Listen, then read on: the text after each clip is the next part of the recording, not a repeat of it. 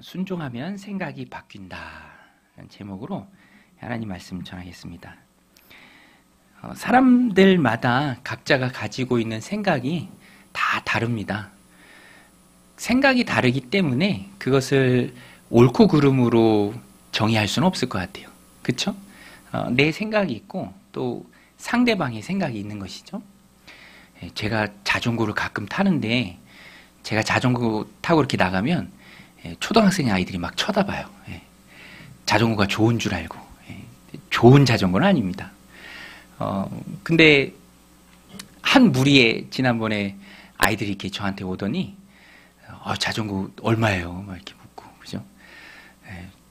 근데 저한테도 물어요. 한 친구 자전거를 가리키면서 이 자전거 얼마인 줄 아세요? 물어보더라고요. 얼마니? 그랬더니 500만 원이래. 500만 원. 놀라지도 않으시잖아, 그죠? 초등학교인데 500만 원짜리 자전거 타고 다니더라고요. 근데 뭐 그럴 수 있죠. 부모님이 사줄 수 있습니다. 근데 그 자전거 제가 보니까 픽시라는 유형의 자전거인데 브레이크가 없어요. 페달이 브레이크야. 근데 초등학교 5학년 자녀한테 브레이크 없는 자전거를 사주는 아버지의 마음이 저는 좀 궁금하더라고요. 왜냐면 나는 못할 것 같아요. 돈이 많아도. 그죠? 이제 한참 막 에너지 넘치고 몰려다니고 이렇게 활기 있는 이제 뭐 까불까불하는 아이인데 브레이크 없는 자전거를 사준다? 그래서 궁금하더라고요. 어떤 마음으로 이렇게 사줬을까? 뭐 그분은 그분 나름대로의 신념이 있겠죠. 가치관이 있을 것입니다. 옳고 그름의 문제는 아니에요. 뭐 들어보면 얼마든지 수긍할 수 있을 겁니다. 사람 사이의 의견 차이는 다를 뿐이에요. 그것이 죄가 아닌 이상. 그런데 누가복음에 이런 주제가 참 많이 나오는데요. 예수님께서 말씀하시는 것이 정답이고요. 그 예수님께서 하시는 그 말씀을 통해서 우리가 우리 생각을 바로잡아야 한다, 고쳐야 한다, 수정해야 한다라는 그 내용이 누가복음에 특별히 많이 나오고 오늘 본문도 그 내용입니다. 질문과 답변이에요. 사람들이 예수님께 질문합니다. 질문의 계기가 되었던 것은 예수님이 제자로 삼으신 한 사람인데 그 사람이 오늘 본문에 나오는 레위죠. 레위. 유대식 이름입니다. 당시 예수님 당시에는요. 이름이 막 두세 개씩 있어요. 유대식, 또 헬라식, 로마식. 마태는 헬라식이죠. 마태복음의 저자. 유대식 이름은 레위였나 봐요. 레위. 레위를 부르십니다. 근데 이게 왜 질문의 대상이 될까? 질문도 바리새인과 세계관들이 굉장히 공격적으로 합니다. 왜 공격적인 질문의 대상이 될까?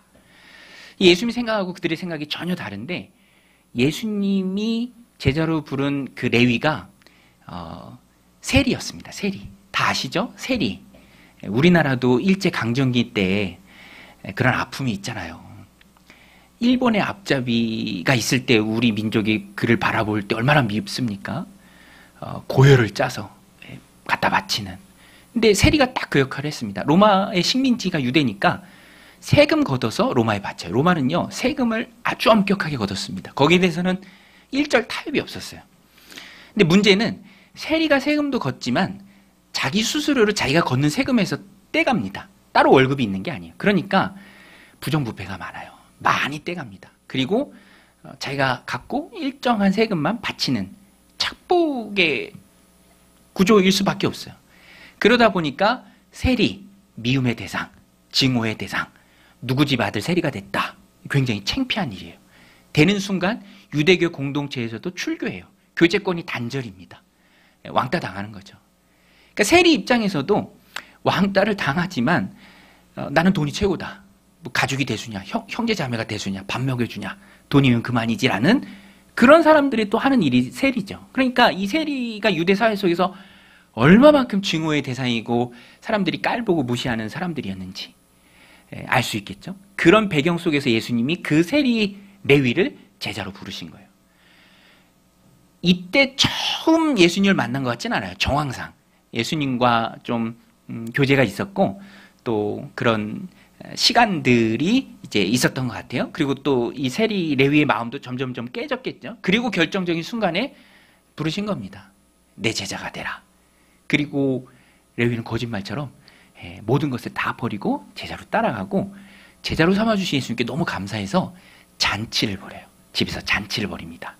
말씀드린 것처럼 이게 바리새인들과 서기관들 눈에 너무 눈꼴신 거예요. 예수님이라는 분이, 선생이라는 분이 죄인인 세리와 우리 민족의 고열을 짜서 로마에 갖다 바치는, 그리고 부정부패를 일삼는 누가 봐도 죄인인 세리와, 또 세리니까 세리의 친구들이 세리겠죠. 다 세리 죄인들이겠죠. 유대인들이 볼 때 가득 모여서 잔치하는 그 모습을 보면서 비난합니다. 이게 첫 번째 질문이에요. 두 번째 질문은 온도차가 좀 있는데, 첫 번째 질문은 굉장히 공격적인 질문이었고, 두 번째 질문은 그래도 그렇게 공격적이진 않고 궁금했던 것 같아요. 다른 복음서에 나오는 내용들과 같이 보면은 금식에 대해서 궁금함을 묻습니다. 아니, 바리새인들의 제자들도 금식하고 또 이 세례 요한의 제자들도 지금 금식하면서 기도하는데 당신의 제자들은 왜 금식 안 하고 먹고 마십니까? 이 잔치집에 보면 항상 있습니까? 이거를 물어요. 그때 예수님께서 또 대답을 해 주십니다. 두 가지 질문에 대한 대답이에요. 이 질문을 단순히 질문에 대한 대답 이렇게만 생각하면 안 되고요. 잘못된 고정관념 속에서 물은 질문, 편견과 그릇된 가치관 속에서 물은 질문을 주님께서 고쳐주신다, 수정해주신다, 이렇게 생각을 해야 됩니다. 주님은 항상 정답만 말씀하시잖아요. 여러분, 예수님의 말씀은 항상 정답인 줄로 믿습니다. 여러분 믿으십니까? 우리도 항상 예수님의 말씀이 정답이다. 그것이 기준이고 거기에 내 생각과 가치관을 수정하고 고치고 계속 바꿔나가야 한다라는 것을 인정해야 돼요. 이 마음을 가지고 오늘 본문을 보면 큰 유익이 있습니다. 자, 보세요. 첫 번째 질문에 대해서는 예수님 목적을 말씀해 주세요. 목적. 너희가 목적의식이 없이 그것을 바라보는구나. 내가 무슨 목적을 갖고 이 땅에 왔는지 안다면 충분히 이해할 수 있는 일인데, 내가 무슨 목적을 가지고 행하는지 너희가 모르기 때문에 그렇게 왜곡된 시각으로 바라본다. 내 목적은 의사로서 죄인을 불러서 회개시키는, 영혼을 고치는 의사다. 이것을 말씀하십니다. 우리 31절, 32절 우리 말씀의 은혜가 있어요. 우리 같이 한번 읽겠습니다. 시작. 예수께서 대답하여 이르시되 건강한 자에게는 의사가 쓸데없고 병든 자에게야 쓸데있나니 내가 의인을 부르러 온 것이 아니요 죄인을 불러 회개시키러 왔노라. 여러분, 예수님은 영혼의 의사신 줄로 믿습니다.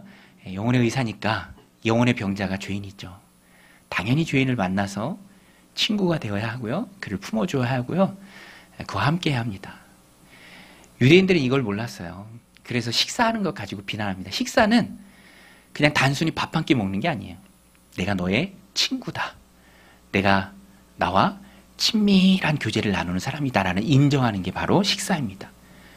그러니까 당연히 죄인하고 식사해야죠. 의사잖아요. 영혼을 고치는 의사. 진료 볼 때도 감기 옮을까봐 의사가 진료 안 보는 일은 없잖아요. 당연히 옮더라도 의사니까 진료를 보는 게 마땅하다라는 것입니다. 두 번째 질문은 금식에 대한 것인데요. 예수님의 답변은 하나님의 때가 중요하다. 너희가 생각하는 너희의 때, 그게 맞는 게 아니라 하나님이 정하신 하나님의 때가 맞다. 너희의 때로 하나님의 때를 재단하려고 하면 안 된다. 이 말씀을 하세요.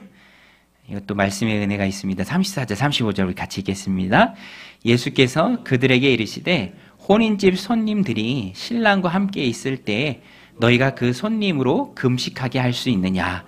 그러나 날이 이르러 그들이 신랑을 빼앗기리니 그 날에는 금식할 것이니라. 예수님의 말씀이 맞죠. 잔칫날인데 신랑 대신 예수님 함께 있는데 그때 뭐 인상 쓰고 슬퍼하고 그 말이 안 되죠. 기뻐하고 즐거워하고 함께 누려야 할 때입니다. 금식은 그 신랑을 빼앗기는 그때가 와요. 하나님 정하신 그 때가 있습니다. 그때 금식하라. 금식은 좋은 것이나 너희의 때로 하고 너희 생각대로 하고 또 너희 생각대로 금식 안 하는 누군가를 정죄하는 도구가 아니다. 그것은 하나님의 뜻에 맞게 해야 한다라는 거예요. 여러분, 비교하고 남을 함부로 정죄하는 것은 자기 가득한 자기의에 자기의 마음으로 할 때가 참 많이 있습니다. 자기가 자기 의로 가득하니까 그때 못하는 남들이 보이면서 정죄하는 거예요. 근데 주님은 그것을 옳지 못하다 말씀하십니다. 하나님의 대, 내가 생각하는 내 기준이 아니라 하나님의 기준, 주님의 기준, 그것을 주님이 말씀해 주셨어요. 주님 말씀에서 우리가 알 수 있는 것처럼 바리새인들은 그들만의 세계관에 가득했어요. 일반적인 생각이 아니라 자기들만의 생각, 자기들이 생각할 때 그런 상식 수준의 생각. 그래서 예수님께서도요, 모두가 다 아는 상식적인 이야기를 하나 해주십니다. 다 아시는 얘기니까 간단하게 설명만 드리면, 옷이 헤어졌는데, 낡은 옷이 헤어졌는데 그 옷을 기워서 입을 그때 새 옷에서 새 옷 조각을 떼다 입는 일은 없다. 누구도 하지 않는다는 말이 핵심이에요. 36절에 나오는. 누구도 그렇게 하지 않는 아주 상식적인 일이에요. 왜냐하면 새 옷은 질기고 수축성이 좋아서 낡은 옷에 붙는 순간 낡은 옷을 다 잡아당겨요. 그래서 찢어뜨립니다. 그래서 헌옷이지만 그나마도 못 입게 돼요. 새 옷은 새 옷에서 조각을 떼냈으니까 당연히 새 옷도 못 입고, 그러니까 누구도 하지 않는 그 일이다, 이것을 말씀해 주고요. 똑같은 의미에서 새 포도주는 새 가죽 부대에 넣어야 한다.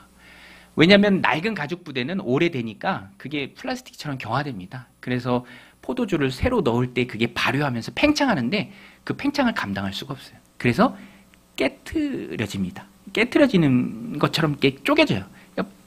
부대도 못 쓰고 포도주도 못 쓰는, 누구도 하지 않는 그 일이다. 그런데 너희가 너희 생각과 너희 고정관념과 너희 편견에 찌들어서 새 포도주 된 나를, 복음을 담아내지 못한다.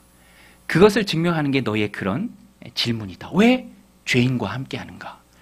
당연히 예수님 죄인을 불러러 오셨고 죄인을 불러 회개시키러 오신 영혼의 의사이기 때문에 당연히 죄인과 함께 해야 하는데 그것이 이해도 되지 않고 납득할 수가 없는 거예요. 그러니까 그것을 비난하는 거죠. 문제는 비난 그 자체가 아니라 비난하게 만드는 그들의 생각이에요. 그들의 고정관념입니다. 담아낼 수가 없어요. 새 복음이신 예수님을, 새 포도주이신 예수님을 담아낼 수가 없습니다. 담아내지 못하면 결과가 무엇입니까? 결과가 무엇이죠? 예수님을 담아내지 못하면 예수님이 하나님께로 가는 구원의 유일한 길인데, 자신의 몸을 찢으시고 하나님께로 나가는 그 길을 마련하신 분인데, 옛 것에 쩌들어 있어서, 옛 율법에 쩌들어 있어서, 사실 바리새인들과 서기관들이 말했던 것은 다 이 율법의 전통이에요. 거기서 나온 생각들입니다. 세리, 죄인, 죄인과 함께하지 않아야 할 의로운 우리들. 그러니까 계속 예수님을 담아낼 수가 없는 것이죠. 우리 사도행전 4장 12절 말씀인데요. 우리 같이 한번 읽겠습니다. 시작. 다른 이로서는 구원을 받을 수 없나니 천하 사람 중에 구원을 받을 만한 다른 이름을 우리에게 주신 일이 없음이라 하였더라. 베드로가 전에는 무서워했지만, 두려워했지만 예수 그리스도 외에는 구원의 길이 없다. 이것이 성령님을 통해서 마음에 굳게 믿음으로 자리 잡을 때 담대하게 말합니다. 복음 전하지 마. 예수 그리스도 전하지 마. 예수 그리스도의 부활 말하지 마. 죽은 자의 부활이 있다고 입도 뻥끗하지 마. 라고 할 때 그럴 수 없습니다.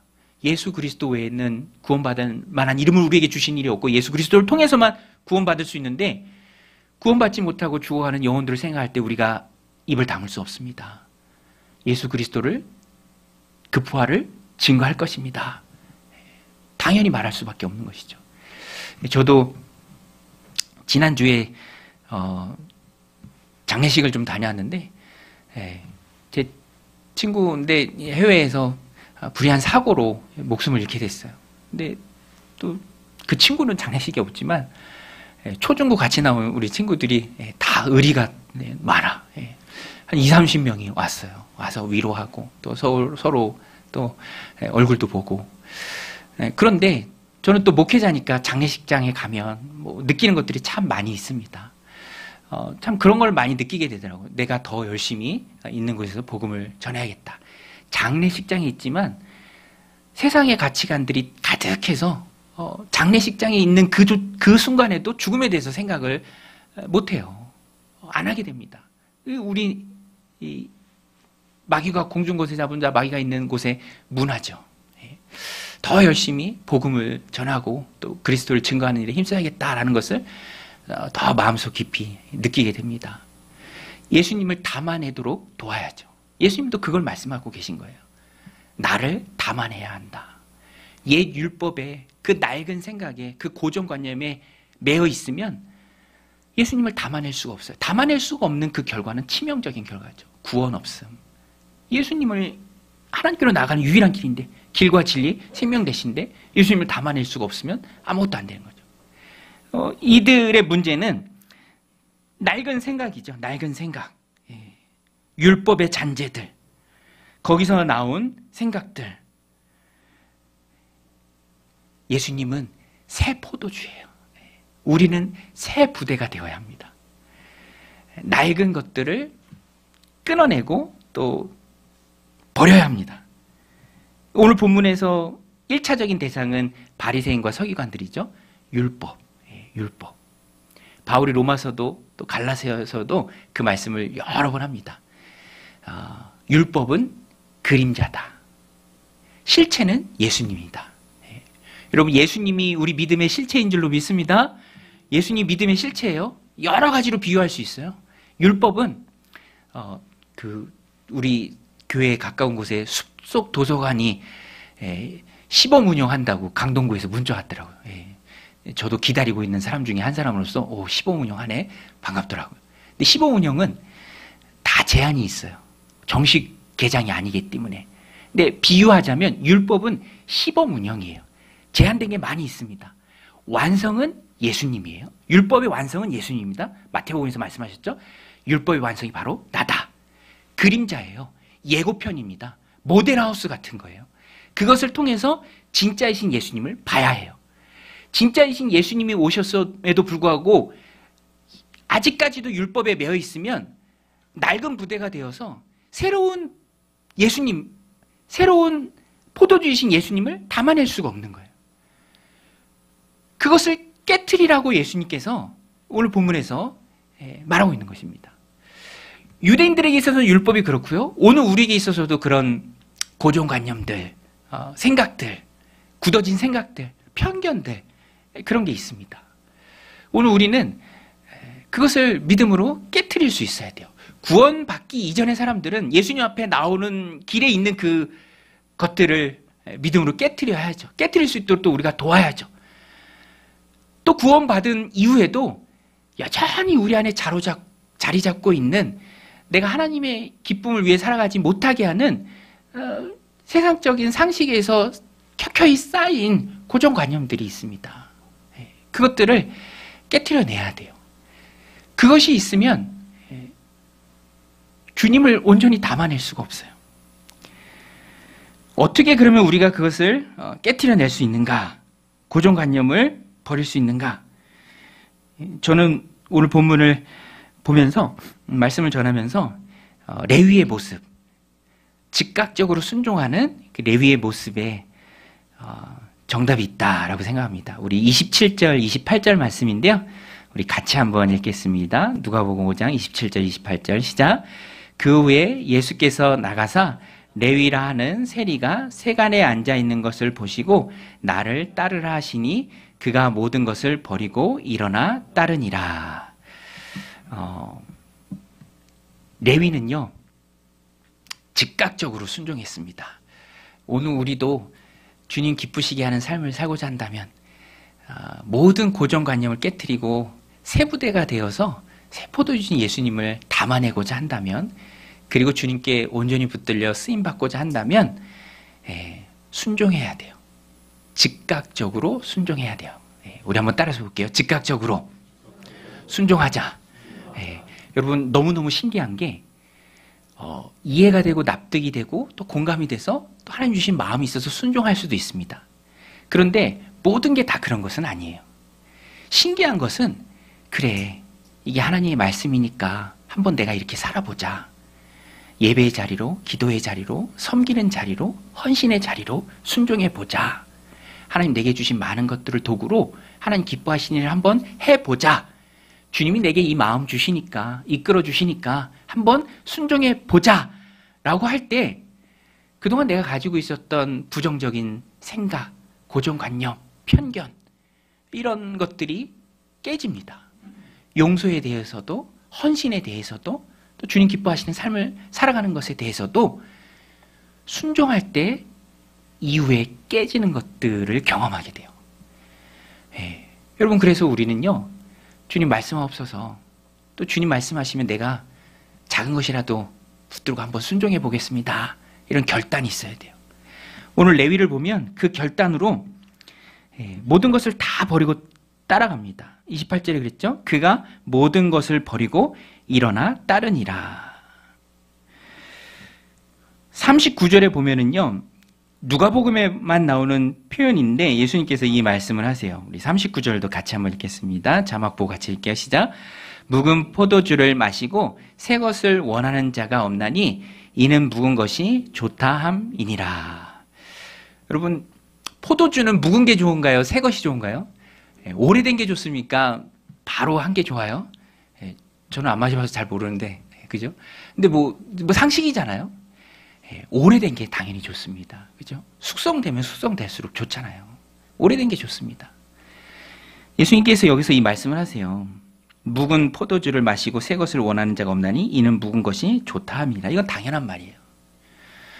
여러분 오늘 우리도 순종할 때 내가 이해할 수 있고 또 공감되는 것 그것만 순종한다. 뭐 이게 안 좋으니까 이게 더 좋아 보이니까 안 좋은 거 버리고 좋은 거 따르면서 순종한다. 이 개념을 훨씬 뛰어넘습니다.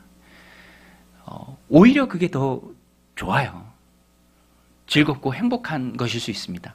그러나 주님이 우리에게 원하시는 것은 그것까지도 포기할 수 있는 믿음이죠. 결단하고 순종하는 것입니다. 그럴 때 마태가 누린 복이 있습니다. 예수님과 함께 잔치하고요. 또 예수님의 제자가 되고 복음서도 기록하고 너무너무 귀한 축복들이죠. 오늘 우리에게 이 말씀이 주는 큰 도전이고 또 메시지이고 교훈입니다. 일단 순종해보자. 주님 말씀이 분명하다면 내게 주시는 감동이 있다면 예배의 자리로, 기도의 자리로, 또 헌신과 섬김의 자리로, 희생의 자리로, 수고의 자리로 순종해보자. 그때 하나님께서 우리의 삶을 책임져 주시고 가장 좋은 은사를 더하십니다. 믿음은 항상 모험이죠. 결단입니다. 그럴 때 다 포기하고 내려놓고 주님을 따를 수 있고 또 주님이 그 인생을 책임져 주십니다. 오늘도 이 말씀 마음에 새기고 주님이 우리에게 주시는 음성이 있고 또 결단이 있습니다. 그때 순종하며 따라감으로 주님 주시는 많은 축복을 받아 누리는 저러분들이 다 되시기를 주님의 이름으로 간절히 축원드립니다.